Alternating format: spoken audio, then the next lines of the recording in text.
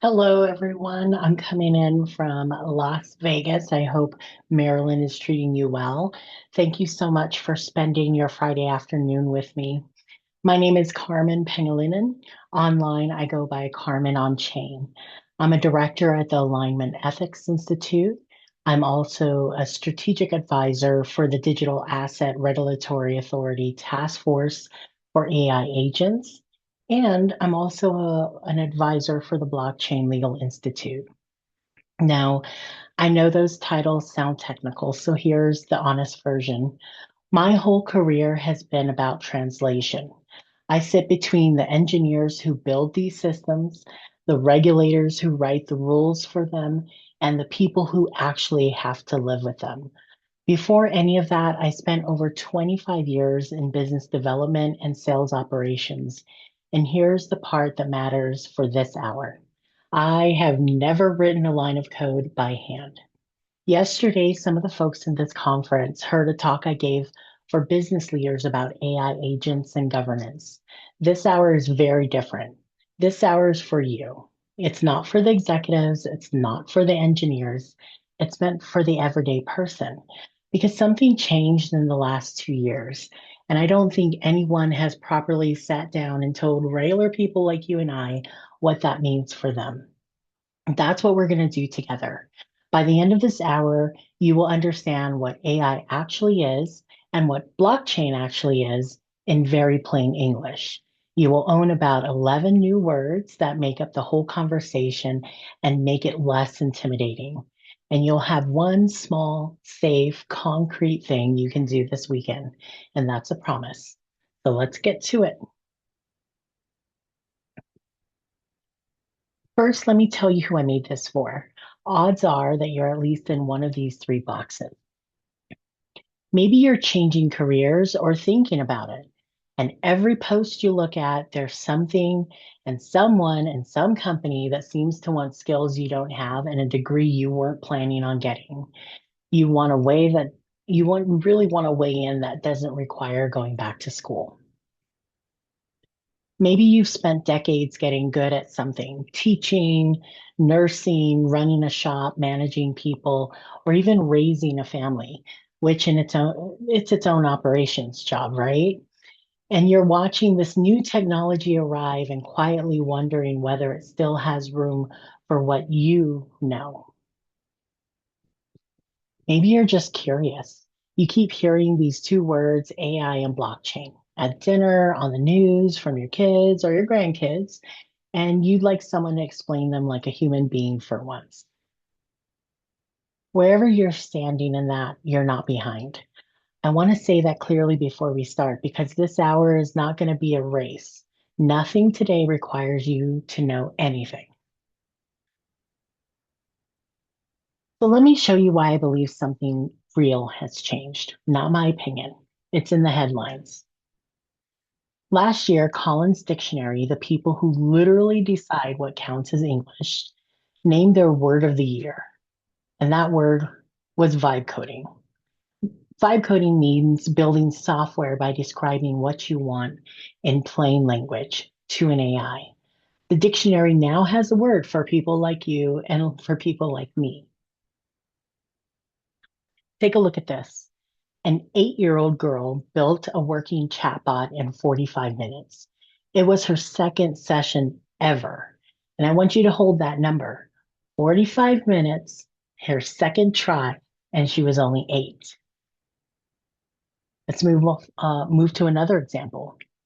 Two teenagers built an app in high school, a calorie counter where you snap a photo of your food. It grew to over $30 million in revenue in its first year, and a company called MyFitnessPal bought it. Basically, what they did is they described what they wanted, and AI did the building. And the New York Times ran this headline, and it's from one of our own tech columnists. Not a coder? With AI, just having an idea can be enough. That's the paper of record, saying the quiet part out loud. Now, something did change. That's the only conclusion that can fit here. So let's look at how big that change is. Because if the headlines make you feel like it's all just hype, that's a really good instinct. But here are the numbers underneath them. 1 in 3. That's how much of the new computer code at Microsoft and at Google is now written by AI. Their own CEOs said so, and it's on the record. The two biggest software companies on the planet let AI write a third of their code. 25%. A quarter of the newest startups in Y Combinator, the most famous startup program in the world, built their products with code that was 95% AI generated.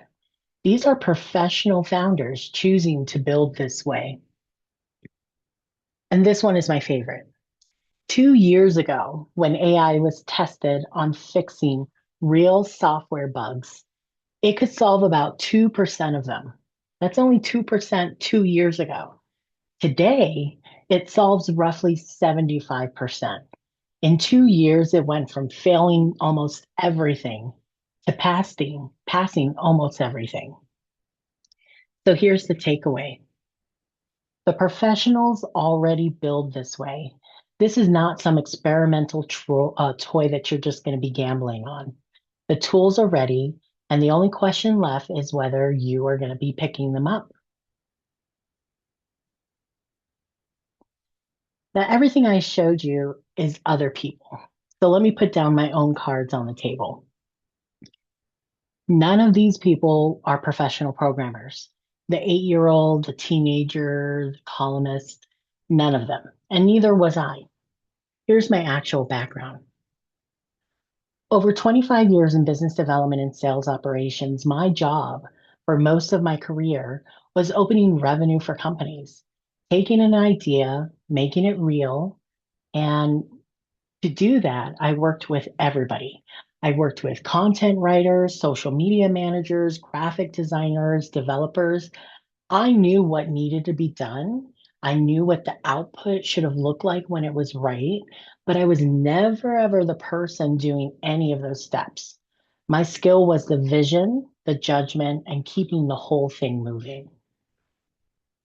Then AI showed up, and I realized something that honestly took me a while to believe. I now have a partner that fills every one of those gaps. Today, I'm learning to do all of it on my own time and at my own pace, and at little to no cost compared to the payroll that all those roles used to require. I've built my website. I've built a live map that tracks all of the AI and blockchain legislation across 50 states. And guess what? It's automated, so it refreshes itself every week. I built those. Me, the person that's never coded by hand. And that's not really a brag. I didn't want it to mean that way. It's just the evidence for everything I'm about to tell you. So here's the one idea I want you to carry out of this room, even if you forget everything else. You don't have to learn before you build. You learn by building. Our whole lives, we were taught the opposite order. First the course, then the certificate, then permission, then finally, maybe the doing. AI flips the sequence. You start doing, and the learning happens along the way. Now, I can hear the objection because I had it too. So, expertise doesn't matter anymore? No, expertise matters as much as ever. It's just moved in the process. Experts used to stand at the front of the process as gatekeepers you needed before you even started. Now they come in at the right time to review what you've built and make it better. Fewer chefs between your vision and something that is real. But the chefs still matter. And later I'll tell you exactly when to call one. And while we're here, let me plant a small thought. Don't answer out loud, just hold it within. What is the thing you've been putting off with the words, once I learn how? Keep it in your pocket and we'll come back for it. All right, so to use the tools with confidence, you deserve to know what's actually inside of them. This isn't math homework, and I promise. One story, and it comes from a book called The Alignment Problem, which I really, really recommend. About a decade ago, researchers at Google figured out how to turn words into numbers. And once the words were numbers, you could do arithmetic with them. Watch this. On the screen, it says king minus man plus woman. And what word does that equal? Queen. So let's go to the next example. Paris minus France plus Italy equals Rome. The system read millions and millions of examples of human writing, and it learned the patterns itself. That's the word I want you to understand. It's called training. Machines aren't just given facts. It's not a calculator for words where if you put in 1 plus 1, you're always going to get 2.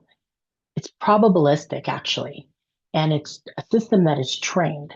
They're shown examples, mountains of them, until the patterns are emerged. When you hear someone say a model is trained, that's all it means. It read a lot, it noticed a lot. Hold that because the next part of the story is where it gets really human. In November of 2015, two researchers were playing with this word math in an informal get together. A PhD student and a Microsoft researcher. Laptops were open and they were just exploring. One of them typed doctor minus man plus woman, and the answer came back as nurse. They tried another computer programmer minus man plus a woman, and the system came back with the word homemaker. Now let's pause and really let that sit in.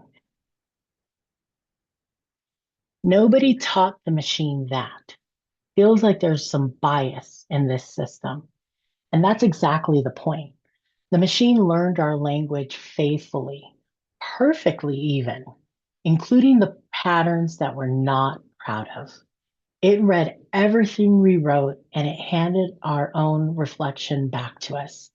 One of those researchers said, quote, we jointly realized, hey, there's something wrong here, end quote. I want you to notice who caught it.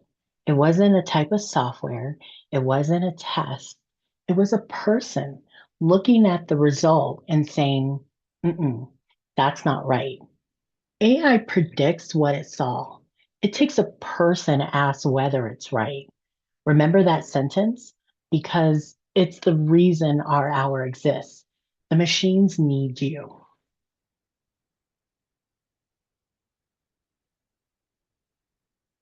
Here are two more terms.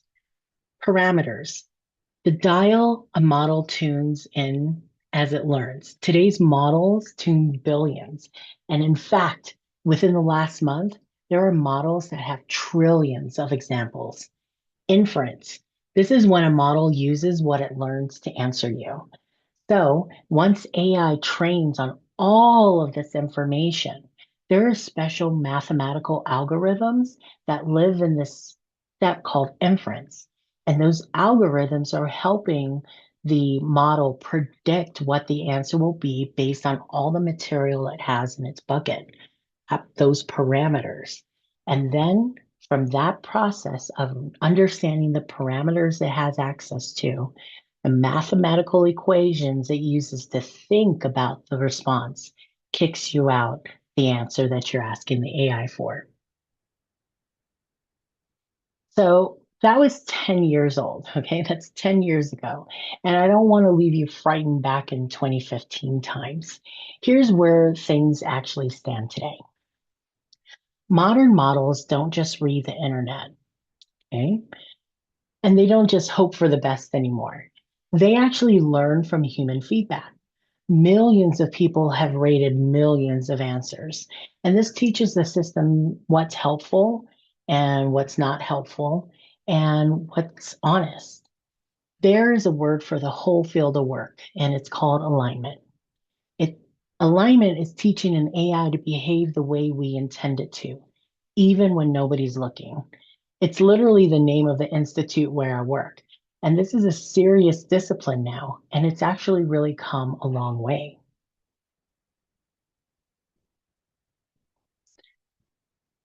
The performance followed. Remember the number from earlier, 2 years from failing most everything when it comes to coding to 75% passing everything that was thrown at them? The progress is real, it's measured, and it's why all those professionals trusted enough to build with it every single day. But one thing has not changed, and I need you to hear it plainly. The answer is still not proof. When it comes to coding, coding either works or it doesn't work. But when AI is giving you answers and creating things and editing things and giving you ideas and giving you advice, you can ask the same question multiple times and get different answers. So the answer is still not proof. A model can tell you something beautifully, confidently, and it can do it in your perfect language. For my case, it's English, and it can still be wrong. So I want you to hold on to that problem, put it on a shelf in your mind, right next to the thing you're keeping in your pocket, because in this hour, we are going to solve it. First, let's get you comfortable with actually working with this AI machine. Three things about working with AI that nobody tells beginners. First, you're not really talking to AI. You're talking to a model. A model is a trained brain inside any AI product, and all of them have one, whether it says so or not. Once you own that word, the product names stop being confusing. ChatGPT, Copilot, Gemini, those are storefronts. The model is the engine inside. And knowing to ask which model is this and what is that model good at is the difference between shopping blind and shopping smart. So here are the big ones on the screen with what each is well known for. ChatGPT from OpenAI, that's the household name, a strong all-arounder that talks and sees images. Claude from Anthropic, known for deep and careful work, writing, analysis, building projects.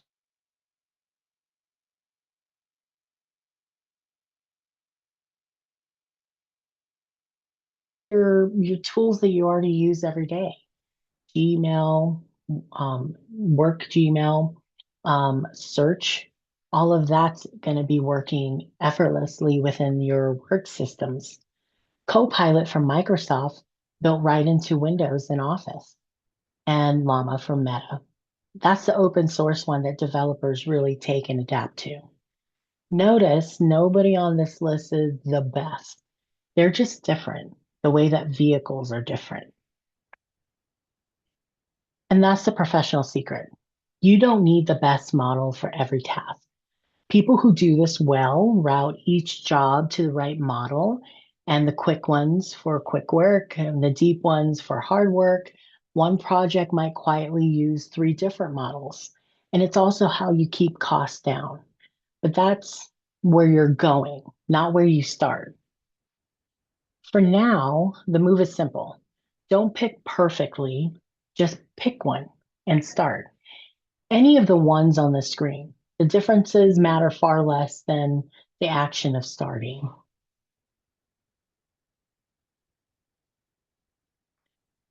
Second thing that nobody tells you, there are two ways of working with any model, and knowing which one you're in really changes everything. The first is prompting. Prompting is probably what most of you have experienced. You've opened up a free version of ChatGPT or Claude, you open up a chat session and you start asking it to revise an email, analyze this document, and ask a specific question for it. That's one clear ask, one clear answer. Prompting is summarize this article, draft that email, explain this contract in plain English. Prompting is perfect for quick tasks. And honestly, it's where most people should start because every prompt teaches you how the model listens and gives you experience with how the model moves. The second is looping. And this is where building happens. A loop is a working conversation. You describe what you want, you look at what came back, you tell the AI what's wrong with it, and you go again. Describe, look, correct, repeat. The app that teenagers the teenagers built for counting calories, that was a loop. My legislation map, hundreds of loops. And one trip that will save you the real frustration when you correct, be specific. So telling the AI the second paragraph in this output is too formal. I need it to sound more casual. I need it to sound like me. Here's an example of something that I wrote on social media. This is how I sound. That's going to get you a better loop result than just try again. This isn't right. Do it again. That will get you a coin flip. So, prompt for tasks and looping is for projects. Two more words that you now own. Third thing, and it's the most important one. What happens when the machine is wrong? Because it will be wrong, and it will be wrong in a very particular way. First, it won't hesitate. It won't sound unsure. It won't go, I think this is the answer. No, AI is going to sound confident and be wrong at the same time. And there's a word for that. It's called hallucination. When a model confidently invents something that was never true. And if you think that that it only trips up amateurs, take a look at this. Here's the number on the screen. AI invented legal citations, and that's fake court cases that sound completely real. They've now shown up in over 1,300 court cases around the world. What happened is that these court cases were filed by lawyers, professionals with law degrees who literally didn't even check the AI output that they got. So they asked AI to do a project. They wanted help filing a court case. They asked AI to cite any of the legal cases that could help support their claim, and AI made up some of the cases. So remember that doctor minus man equation? The same machine, same reason. It predicts what sounds right based on what it saw. Usually, what sounds right is right, but sometimes it isn't. And that tone never changes. Now, you might wonder why the coding numbers from earlier are so good if AI makes things up. Here's the secret: code checks itself. Okay. It either runs or it doesn't run. That's very deterministic, like a calculator. 1 + 1 = 2 all the time. But facts, they don't check themselves. That's your job.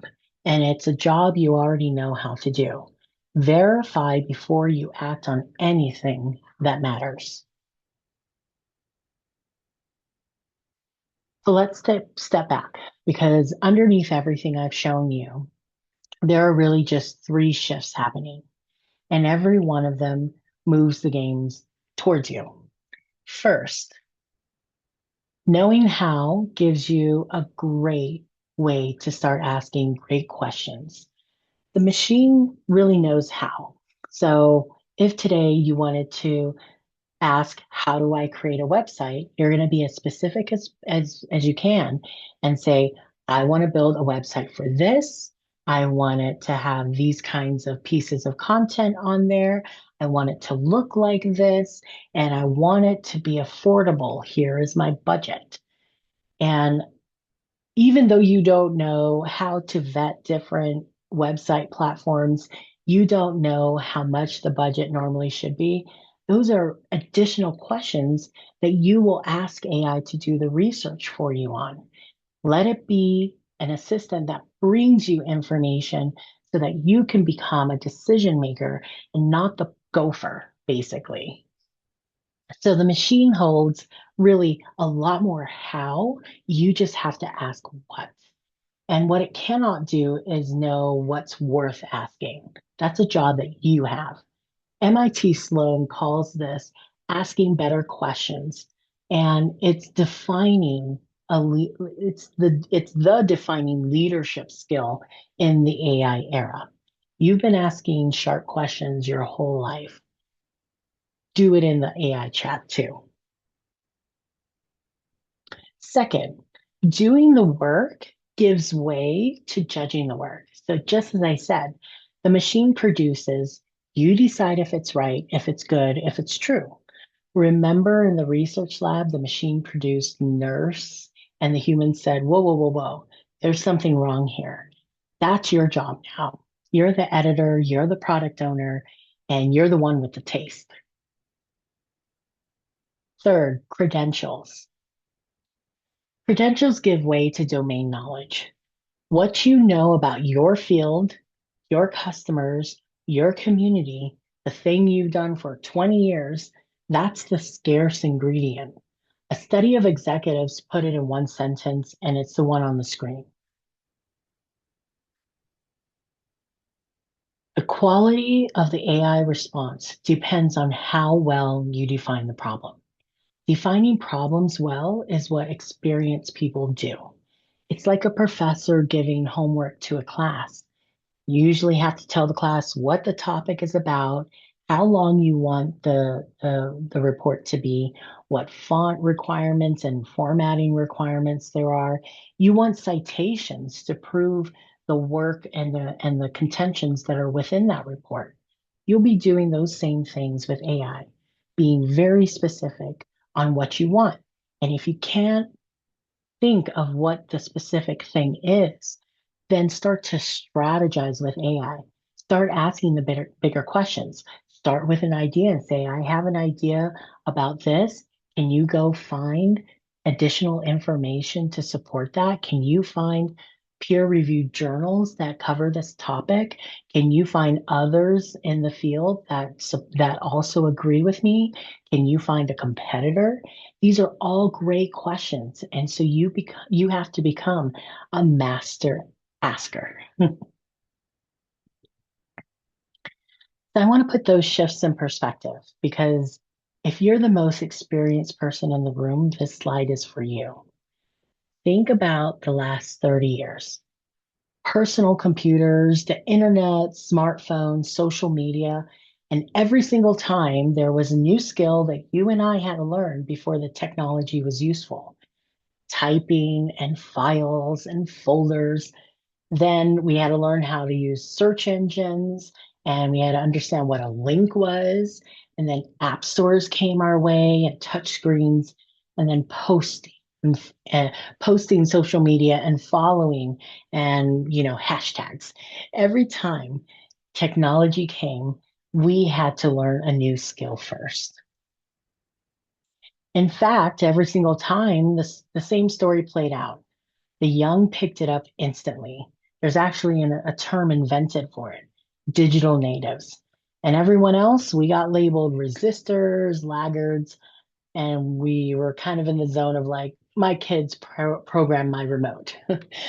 30 years of being told new technology belongs to the young. So let me give you three reasons that that story just ended. Advantage number one. This technology speaks in plain whatever your language is. For me, it's English, or yours could be Spanish. The interface is a sentence. The skill that you've always had to learn first. It's really gone. You don't have to learn in order to use AI. You have to learn how to type sentences and great questions. The advantage too. If you have ever managed people, you already know this job. You delegate clearly, you review the work, you give specific feedback. Microsoft's own research says that every worker is about to become what they call an agent boss, someone who delegates to and manages AI. Some of you have been a boss for 20 years. You've been rehearsing for this your whole career. Advantage number three, the one that ties it together. Knowing your field and knowing how to lead people finally beat knowing the interface. Experience stopped being the thing to apologize for. It's actually now an asset. Take a second just for yourself. Which one of those advantages is yours? Just know which one you're claiming.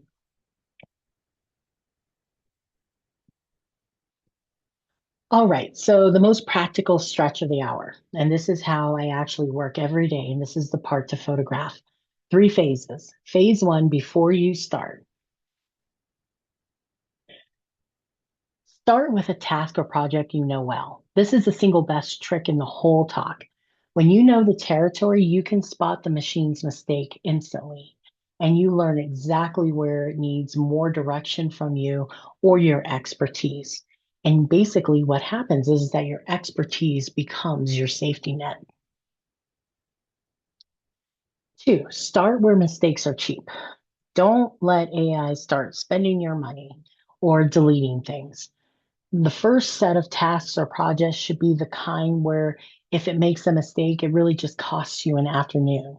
Doesn't require you to get a lawyer ASAP. Number three, strategy first in a file. Before anything gets built, have a conversation and plan with the AI. Ask all of your questions, have the AI do the research, compare the tools, estimate a budget, and save it all in one document. That file becomes the project's memory. Four, feed it your vision. Context, context, context. Screenshot things. Give it links to things that you think are a good example of what you're asking for. If you're asking for design, screenshot things that you find beautiful. Give it ideas. It's kind of like having one of those vision boards. AI needs to be drilled down and it needs to be filtered down so it specifically kind of understands, are you going for natural shades? Are you going for blues? Are you going for greens? The more you give it, the more that the output is going to resemble what you're looking for. And here's my favorite move, and write this one down. Ask the AI to interview you. Just say this, ask me questions until you understand what I want. And it'll ask better questions than you think to answer on your own. Phase two, while you work, these go quick and every one of them really, really earns its place. As we continue, number five, let the AI write the prompts. Once your plan exists, tell it, write the instructions for the next step. I use this quite a lot. Every time I get to the end or we kind of finish one step out of this big plan that we have, before I wrap up that chat session from completing that one task, I ask it to give me a prompt to open up my next chat fresh with so that I can continue the work. And instead of me having to open up that chat and go through and explain to the next instance that, hey, I've done this, we've completed that, but we're still needing to do X, Y, and Z, the AI can do it for you. And it's far more specific because it already has your plan. And that'll save you a lot of time. And it'll also be a process in which every single prompt is really great quality. Number six, keep a running to-do list in your files. The first time you use AI, you're going to get a lot of ideas. So once you know what it can do, you're going to be like, oh, I need to do that. I need to do this. And things can get really organized, disorganized really fast. So use your AI and tell it in a simple sentence, hey, this just sparked an idea. Let's put that into a parking lot. Let's put that onto a to-do list. And I might recall on you to pull that to-do list later so that we can go through and I can make a plan for when I'm going to do these things. Number seven, snapshot. Snapshot is a very unique term. And if you don't know what it means that when you ask your AI to take a snapshot of your system, a snapshot of your work so far, it's an opportunity for the AI to take us basically a snapshot of everything that you've built and hold it in place. That way, if you guys make a big change, you guys incorporate a new part of your plan and you don't know if it's going to look nice, if it's going to look good, if it's going to mean, be the answer that you need, then you can go forward and implement that change. And if something went wrong, you can tell your AI, let's restore back to that snapshot. It's kind of like what we use on our laptops, right? We have a restore point. So it's a good practice that before you go on with big changes in whatever project you're working on, have the AI take a snapshot of your system. That way, if mistakes are made or if it's not what you wanted, you can revert back or restore back to before that step. Number eight, One project, one conversation. So I mentioned it before. Once you have a plan, the chat, like if you're in ChatGPT or Anthropic's chat session, it doesn't go on forever. There's limitations to how far you can go in one chat. So once you have a plan and your AI is holding on to that plan, use each chat session to tackle a task. And then remember, before you move on to the next task, you ask it for a prompt to start that next instance. 9, ask for options, not answers. When you get very specific and say, go find me the best platform to build my website on, you're letting AI make that decision. You want to remain the decision maker. So you will have your AI agent go and bring you back 3 options. And you want to press it to really convince you why those are good options. Or you might ask for 5. You might go through those 5 options and not feel like those are the right options for you. So then you'll go back and again be very specific about why those were not the great options. And when they go and search again and do the research for you, they're going to know what needs to be different in their search.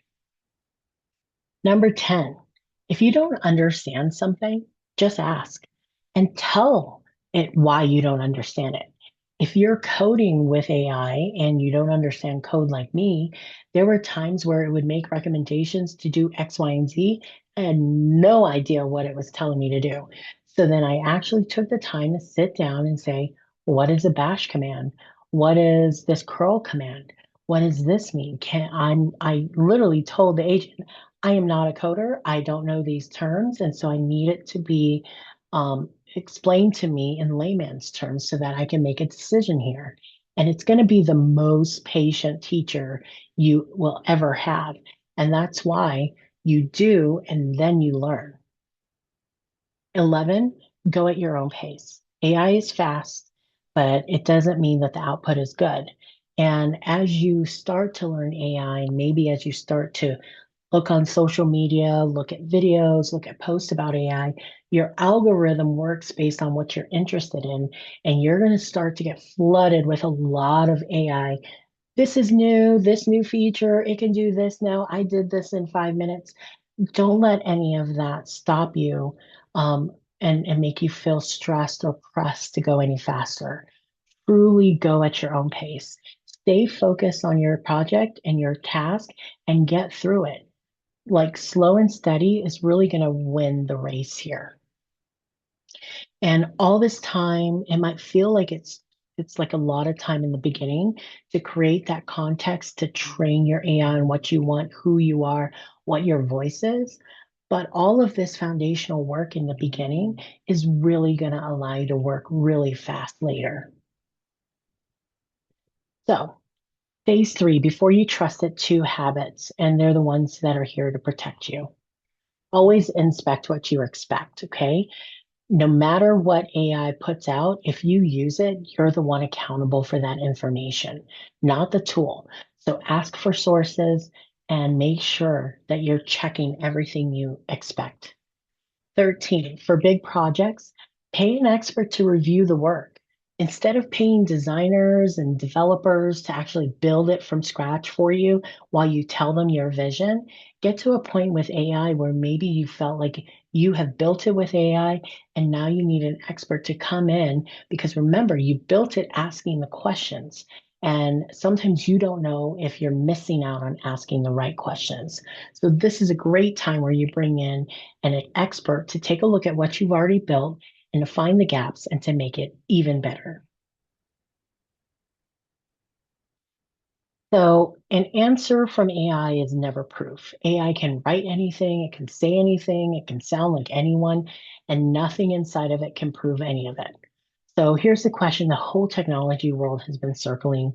In a world where machines can make anything, how do we prove what's true? So, let me introduce you to the second machine. This machine is built for exactly that, blockchain. Okay, and I want you to forget everything you've heard about coins and crypto bros for the next 10 minutes because underneath all of that noise is something really embarrassingly simple. A blockchain is a shared record book, a ledger that lots of computers keep together, and it's where every entry is public and permanent and checkable. Once something is written in, nobody can quietly go back and erase it. So here's your next word, immutable. Once it's written, it cannot be changed by anyone. And notice what this machine doesn't do. Okay, blockchain does not think, it doesn't predict anything, and it doesn't create anything. All a blockchain does really, really well is remember. It remembers perfectly and it remembers forever, and it can't be changed. So AI guesses beautifully, and blockchain remembers perfectly. And it's kind of boring on purpose. So blockchain kind of works a little bit more like a calculator. It's deterministic. What you put in typically will get you the same result. You buy $1 of USDT, you buy $1 of USDT. So let me say this clearly before we go one step further, because it matters to me. Everything I'm about to show you is blockchain, and it's not a coin, it's not an investment, it's absolutely not an investment advice. So we're here for what the machine does, not for what the casino of crypto can be. Four things it does. It comes up, and every one of them, of these examples I'm about to go through, is it's living alongside AI. So first, I'm going to give you some use cases of where blockchain really supports AI. When AI acts for you and answers for you and spends for you, you want a record of what it did, and you never want that AI to edit that record. So this is the law that's already in parts of the world, and the European Union now requires tamper-proof logs for high-risk AI systems. It's not just suggested, it's actually required. And builders are anchoring those records into blockchain. Now, here's another word for you, provenance. This is where something came from and who touched it along the way. That's what blockchain can do for you, is show you the provenance. If you see a deep fake AI, you see somebody who, Joe Rogan, and it looks like a deep fake, it could just be AI. You want to be able to click on that thing and see, did it come from him? Is this actually real? And blockchain and the term provenance can help along with that. Second, proof of humanity. In a world of AI, it's kind of a strange phrase, right? But it's needed because you don't know if you're talking to AI, you don't know if you're talking to a human. So here, 18 million people have already verified once that they're a real human being through a system called World ID. And now apps like Zoom and Tinder can check, is this a real person without ever learning your name? Think about a video call where you've seen the face is very real, but you're not sure. That's not science fiction. That's happening today. And the European Union is rolling out a digital identity wallet. Every EU country is going to be required to offer one. That's 450 million people that are covered. The bigger idea underneath both, you hold your credentials instead of 100 companies holding it for you. Third, privacy. And this is the one that sounds like magic, so stay with me. There's a technology that lets you prove something about yourself without revealing that information behind it. And it's called zero proof knowledge. So here's your other term. You're next to the last word. And I don't need you to know like how it works more than you need to know how your phone compresses a photo or how a microphone works. I don't know either of those things. You'll honestly never see this machinery. You'll just stop handing your data over to strangers, both human strangers and AI ones. For 30 years, the internet's had to deal with like, give me your data or you're not going to get in. And that today ends the deal. So, fourth, this is the one to watch over the next few years. AI agents are starting to shop for you, book for you, pay for you, which raises a question, what should make you slightly like it should make you nervous? Like, how do you hand your credit card to an AI agent? And if an AI agent can go confidently wrong, how is there any way that this could be safe? Well, here's an example. Here's how the payment world answered. Visa and MasterCard, the two biggest payment networks on earth, they both built systems for AI agents.